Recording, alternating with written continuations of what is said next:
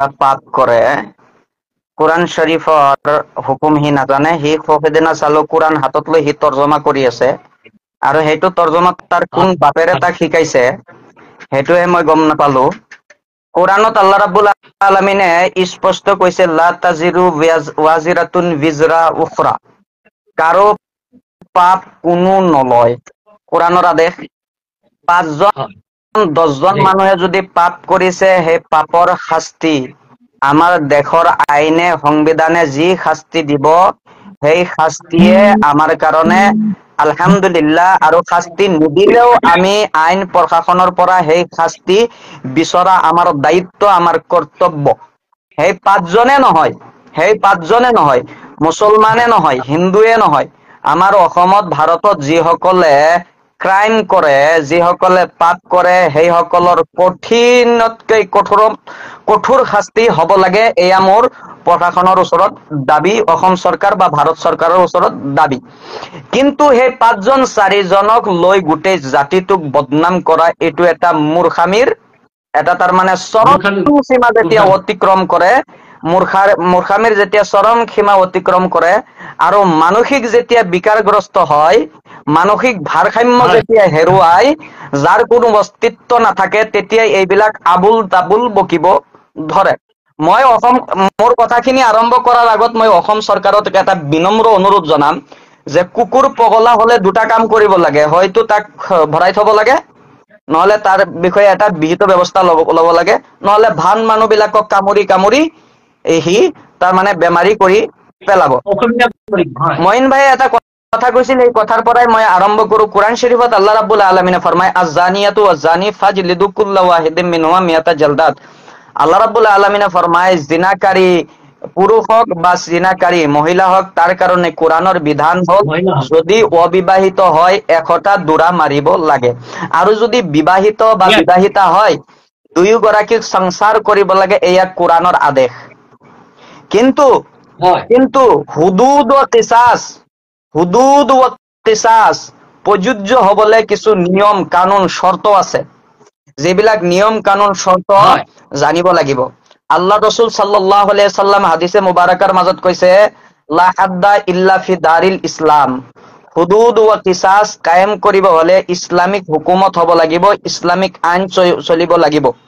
আৰু অন্য হাদিসৰ মাজত আছে হুদুদ ও কিসাস শুবহাতৰ জৰিয়তে বাতিল হৈ যায়, যদি শুবহাত সোমাই পৰে, সন্দেহ সোমাই পৰে, তো হুদুদ ও কিসাস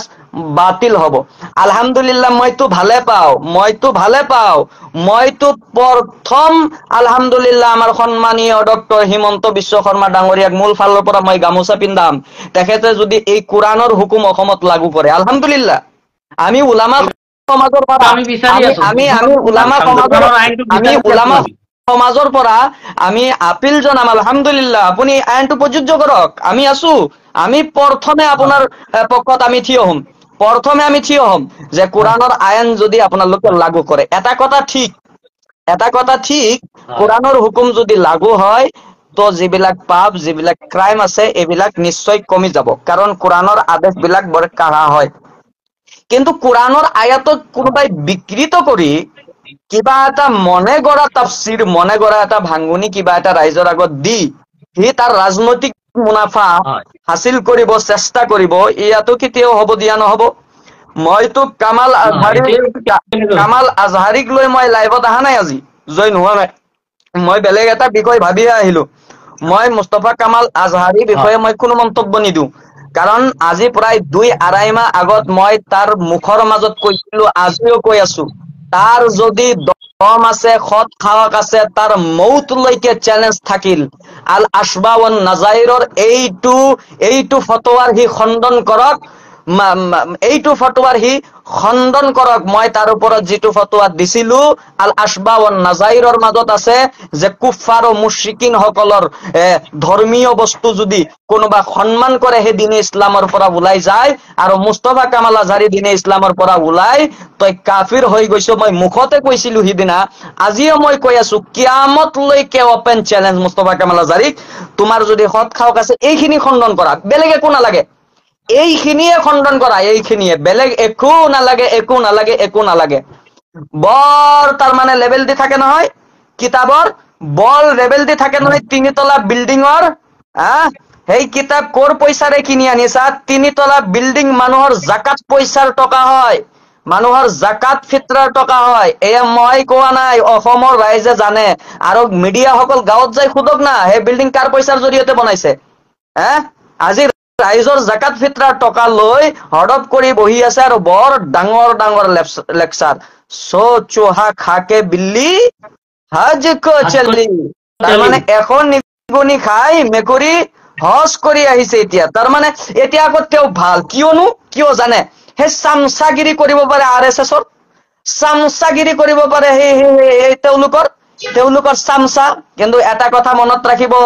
চামচা দি আইচক্ৰীম খাই চামচা কিন্তু পেলাই দিয়া হয় মনত ৰাখিব কামালৰ দখাও এই 2-4 দিনৰ ভিতৰত এনেকুৱাই হৈ আছে মনত ৰাখিব ইমান চোৱা চেলে পোৱা মানুহ হ'ব নালাগে খাইৰুল ভাই মুফতি সাহেব কামালে কালি তেওঁ এটা কথা কৈছিল যে মুছলমানসকলে একমাত্ৰ কোৰাণৰ সংবিধান নিজৰ লাভৰ বাবে মানে য'ত বাল্য বিবাহ কৰিব কৈছে বহু বিবাহ কৰাৰ কথা কৈছে কিন্তু দুখ কৰিলে শাস্তিখিনি নামানে এই বিষয়ে আপুনি কি ক'ব মই মুফতি খাইৰুল ইছলাম অসমৰ আহলে সুন্নাতুল জামাতৰ এজন দায়িত্বশীল জিম্মাদাৰ এজন আলিম হিচাপে মই অসম চৰকাৰক আবেদন জনাম যে কোৰাণৰ যিবিলাক শাস্তিৰ কথা আছে বেলেগ ধৰ্মৰ কাৰণে নালাগে আমাৰ মুছলমান ধৰ্মৰ কাৰণে প্ৰযোজ্য কৰক আমি সকলোৱে আগবাঢ়ি আহি আপোনাক সাপোৰ্ট কৰিম তেওঁ কলেই হ'ব নেকি আমিতো মানিছো আমি কিয় নামানিম আলহামদুলিল্লাহ মই আহ্বান জনাই আছো মুখ্যমন্ত্ৰীক যে আপুনি এইখিনি কৰক আমাৰ মুছলমান সমাজৰ কাৰণে কৰক আমি ইনশাআল্লাহ সকলো আলিম উলামাই আপোনাক সাপোৰ্ট কৰিম এইখিনিত এইটো ভাল কথা আমাৰ কিবা এটা কোৰাণৰ আদেশ কোৰাণৰ এটা হুকুম প্ৰযোজ্য হ'ব এইটো তো আমাৰ গৌৰৱ অনুভৱ কৰি আছো আমি গৌৰৱান্বিত হ'ম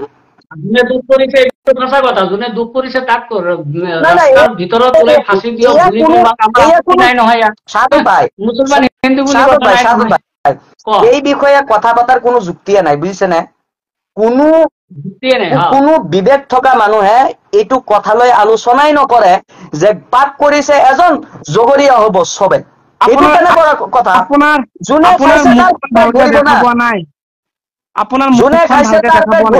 যোনে খাইছে তাৰ পেট ভৰিব না অলপ পিছুৱাই যাব অলপ পিছুৱাই গৈ ক'ব খাইৰুল ভাই অলপ পিছুৱাই গৈ ক'ব মোক চেহেৰাটো ভালকে আহিব যোনে খাইছে তাৰ পেট ভৰিব না এয়াতো বাচ্চা জানে মইতো ভাবো এয়া সৰু সুৰা যে মক্তবত ল'ৰা ছোৱালী ক্লাছ 1-2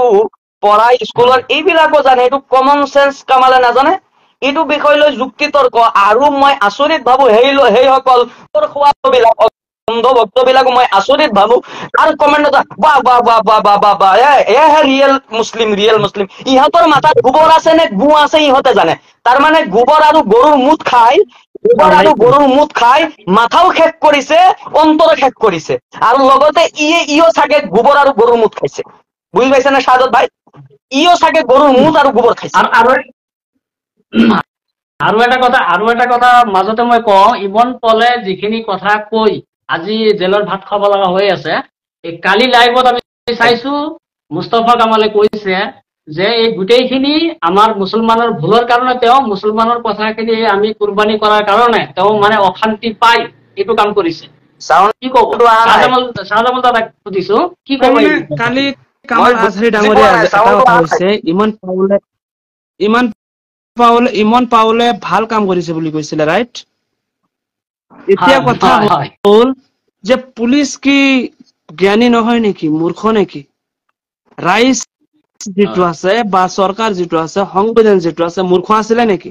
মানে কামাল আজহাৰী ডাঙৰীয়াৰ ক্ষেত্ৰত অসমৰ বা ভাৰতৰ সংবিধান বা চৰকাৰ মূৰ্খ আছিলে নেকি কাৰণ ইমন পাউলে কিয় মানে গ্ৰেপ্তাৰ কৰা হ'ল তেওঁলোক মূৰ্খ নেকি মানে এই কথাটো ক'ব তেওঁলোক মূৰ্খ আচলতে মই একফালে যাম শাহজামাল ভাই বেয়া নাপাব দুখিত এটা কথা কৈ মই যাওঁ এইবিলাক কথা লৈ মই মোৰ ফালৰ পৰা এটা নাকিছ পৰামৰ্শ মইন ভাইক দিছো শাহাদত ভাইক দিছো শাহজামাল ভাইক দিছো সোশ্যাল মিডিয়াত এইবিলাক আমি তেওঁৰ বিষয়ে আলোচনা কৰি তেওঁক তাৰমানে পাব্লিচিটিহে কৰা হ'ব মোৰ এটা মশৱাৰা এই বিষয়ে এইবিলাক নকৰি এটা মই ধুনীয়া সিদ্ধান্ত মোৰ ফালৰ পৰা দি আজি লাইফৰ পৰা বিদায় লৈছো। আৰু কামাল আজহাৰীৰ কোনোবা ভক্ত যদি এই কমেন্ট বক্সত কমেন্ট কৰি আছে বা ভিডিঅ' যদি চাই আছে, তেওঁলোকক মই অনুৰোধ জনাম যাতে এই মোৰ কথাখিনি তেওঁক দি দিয়ে, তেওঁক যাতে কয় কামাল আজহাৰী এটা মঞ্চত বহিব, মই খাইৰুল ইছলাম আৰু এটা মঞ্চত বহিম, কথা বুজি পাব। কামাল আজহাৰী এটা মঞ্চত বহিব, মই খাইৰুল ইছলাম আৰু এটা মঞ্চত বহিম। আৰু তৃতীয় পক্ষ হিচাপে কামাল আজহাৰীৰ যিকোনো এজন শিক্ষক, চাহে ভাৰতৰ হওক চাহে ভাৰতৰ বাহিৰৰ হওক, যিজনৰ পৰা কামাল আজহাৰীয়ে জ্ঞান অৰ্জন কৰিছে, সেই শিক্ষকজন তৃতীয় পক্ষ হব। শাহজালাল ভাই কথাখিনি বুজিব, মই এক মঞ্চত বহিম, কামাল আজহাৰী আৰু এটা মঞ্চত বহিব। আৰু কামাল আজহাৰীৰ কোনোবা এজন শিক্ষাগুৰু যিয়ে নহওক, ভাৰতৰ হওক ভাৰতৰ বাহিৰৰ হওক, কামাল আজহাৰী যাৰ পৰা কোৰআন হাদিছৰ জ্ঞান শিকিছে, তেনে এজন ব্যক্তি তৃতীয় পক্ষ হব। আৰু তেনে পৰ্যায়ত যদি আলোচনা হয়, মই লাইভতে হলেও আলোচনা কৰিম, নিউজ চেনেলত হলেও আলোচনা কৰিম, মুকলি আকাশৰ তলত হলেও আলোচনা কৰিম, তেতিয়াহে এটা ধুনীয়া এটা ৰিজাল্ট ওলাই আহিব। নহলে এতিয়া মোৰটো সি নামানে, তাৰটো মই নামানো। মোৰ শিক্ষক যদি তেতিয়া সি কব যে খাইৰুল ইছলাম শিক্ষকক তৃতীয় পক্ষ ৰাখিলে, সেইকাৰণে মই অফাৰ তাকে দিছো। তাৰ যিকোনো আল জামিয়াতুল আশৰাফিয়াৰ যিকোনো এজন মুহাদ্দিছ আনক, আল জামিয়াতুল আজহাৰৰ যিকোনো এজন মুহাদ্দিছ আনক, আনি তৃতীয় পক্ষত বহাক। কামাল আজহাৰী তাৰ দলিল পেশ কৰিব, মই মোৰ দলিল পেশ কৰিম।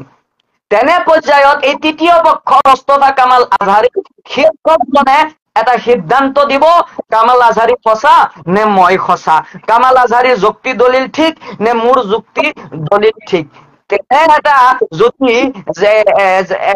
যদি সমস্যা এটা সমাধান উলিওৱাৰ চেষ্টা যদি আমি কৰিব পাৰো, এই বিষয়ে আমাৰ অলপ চিন্তা চৰ্চা কৰিব লাগে। নহলে শুনক, ঠিক আছে খাইৰুল ভাই ঠিকে কৈছে। এক মিনিট শেষ কৰি দিওঁ। কাকবা যদি কোটি টকা দি দিয়ে নহয়, কাকবা যদি কোটি দি দিয়ে নহয়,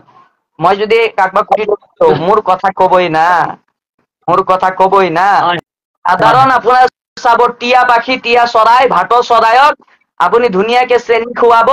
বুট খুৱাব, মৰম কৰিব, 1 বছৰ পিছত আপোনাৰ নিচিনা মাত মাতিব। ভাটৌ চৰাই এইটো আৰু এটা কথা, আপুনি যিহেতু লাইভৰ পৰা আঁতৰি যাব বুলি কৈছে, তো সময় যিহেতু আপুনি বিজি আছে, মই আপোনাক এটা কথা সুধি লওঁ। কালি বহুত এটা ডাঙৰ এটা তফছিৰ বিৰ ৰায় যিটো কোৱা হয়, আপুনি চাগে গম পাইছে, তফছিৰ বিৰ ৰায়। তেওঁ বুখাৰীৰ কেইটামান হাদিছৰ কথা কৈছিল, বুখাৰীৰ হাদিছৰ কথা কৈছিল যে বুখাৰীৰ 6014 নম্বৰ হাদিছৰ পৰা আৰম্ভ কৰি 18-19 লৈকে গোটেইখিনিত আছে গৰু মাংস খাব নোৱাৰি, এই ধৰণে কিবা এটা আছিল আৰু। কিন্তু আজি এইবিলাক আমাৰ কিছুমান সাপোৰ্টাৰ যে আছে, মই আজি এইটো লাইভৰ যোগেদি, দুজন মুফতি আছে, মই এজন আলিম, শাহজালাল দাও আছে, শুনিব, আৰু বহুত লোকে চাই আছে। আপোনালোকে কথাখিনি শ্বেয়াৰো কৰিব আৰু নিজৰ মতামতো দিব। এই বুখাৰী যি হাদিছ নম্বৰ কৈছিল, আপোনালোকে গুগলত যাওকচোন, গুগলত টাইপ কৰক হাদিছ নম্বৰটো বুখাৰী, আপোনাৰ নিজৰ ভাষাত, অসমীয়াত, বাংলাত, ইংলিছত যি আছে আপোনালোকে চাৰ্চ কৰি চাব। এই অধ্যয়ন বিলাকত যিবিলাক কথা যে হাদিছ নম্বৰ দিছে, সেইবিলাকত আপোনালোকে যদি চাই, তাত গুৰুৰ কথা নাই, তাত আছে আশে পাশে থকা মানুহবিলাকৰ লগত মিলা প্ৰীতি হিচাপে থকাৰ কথা আছে। কিন্তু এইটো হাদিছ লৈ এই ভাৰতত এই শ্ৰী কামাল বৰাই কুৰবানী বন্ধ কৰিবলৈ ওলাই আছে। মানে লগে লগে মই হাদিছৰ কিতাপ খুলি তেতিয়া চালো যে তফছিল বিৰ ৰায় বুলি যিটো কথা আছে, যে নিজাববীয়াকৈ তফছিল কৰা, শাহাদত ভাই নিজাববীয়াকৈ তফছিল কৰি আছে। লাষ্ট কথা কওক, দাক্কাল জামুস আমামাল জাৰাস,